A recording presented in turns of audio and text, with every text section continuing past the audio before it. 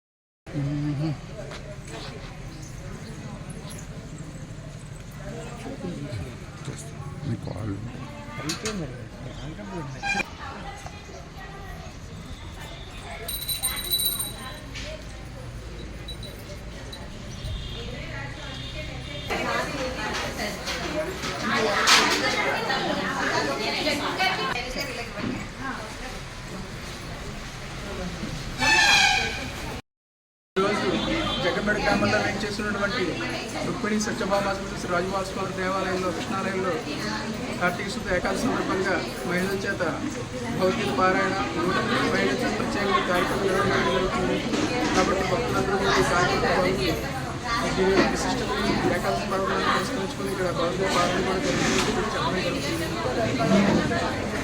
నారాయణ అండి, మాది యతిరాజ మండలి గోస్ట్ అండి. ఇక్కడ రుక్మిణి సత్యభామ సమేత రాజగోపాల స్వామి ఆలయంలో అంటే విష్ణువాలయంలో 108 మందితో భగవద్గీత పారాయణ చేయడానికి భగవత్ సంకల్పం జరిగిందండి. 108 మహిళలు పురుషులు కలిపి 108 మందితో భగవద్గీత చదువుతున్నాం. జై శ్రీమన్నారాయణ.